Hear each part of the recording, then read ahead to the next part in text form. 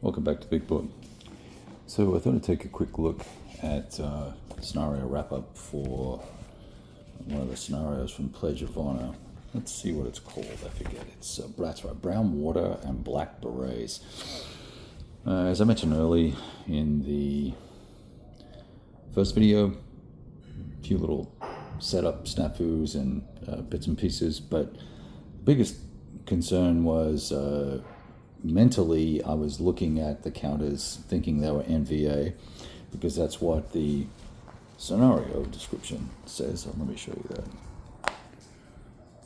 NVA, right? But these are actually VC counters, and I guess historically it was Viet Cong that they were fighting. So that changes the way you use the units, movement costs, well, not movement costs, but there's benefits in the jungle if you're VC, particularly for ambushing and stuff like that. So it makes a big difference. About the second or third turn into it, I caught it, and fortunately that didn't have a negative impact upon the gameplay.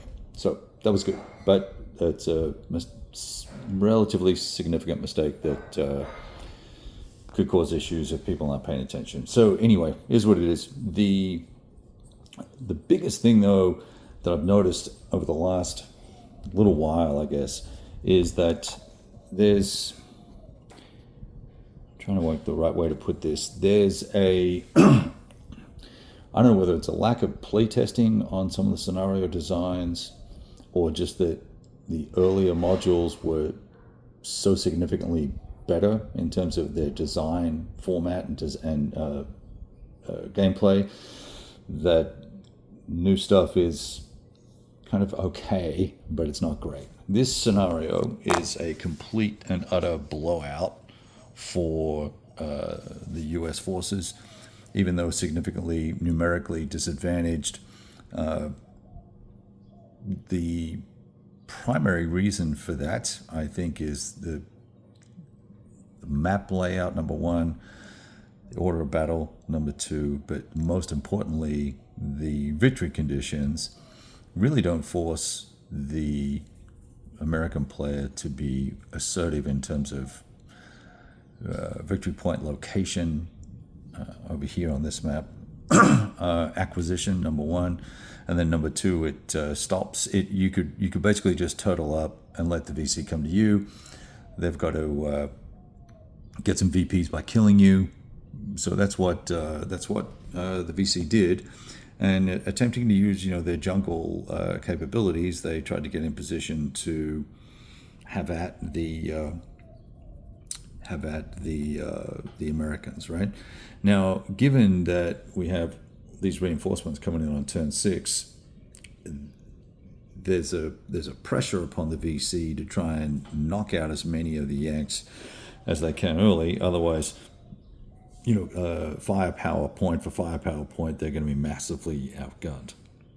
Plus, you've got two of these gunships, and all of a sudden, the game is significantly out of balance for the MVA. There's just literally that I can see, unless they turtle, and it forces the Americans to come and try and capture some VPs by knocking off units, which they could do at a distance and/or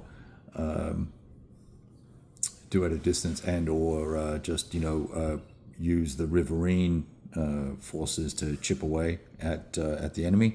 Then it becomes a bit of a both sides just sit back and we can call it a draw.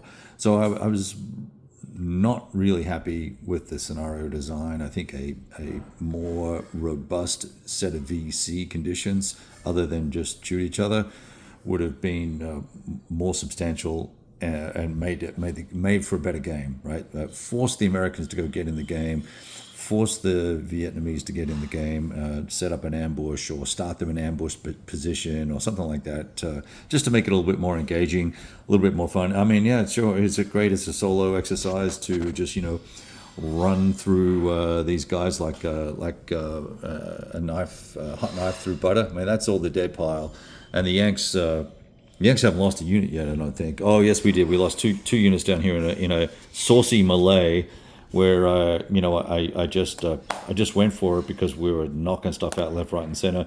Then the VC ran up and did a did a swanky little ambush attack, which, that triples their combat value, so they did okay there. So they knocked out 2 units, and that's kind of what happened. So look, yeah, I don't know what the rest of the scenarios are like in Pledge of Honor. I'd hesitate to say don't get it, but I certainly prefer the scenarios and the depth of the scenarios from Heroes of the NAM versus what I played so far in Pledge of Honor. Anyway, and plus you got the nitpicky little bullshit where there's stuff wrong with the setup. So it could have been all done a little bit better. Anyway, there you have it. One of my favorite modern tactical systems, the Lock and Load Tactical from Lock and Load Publishing. Talk to you soon.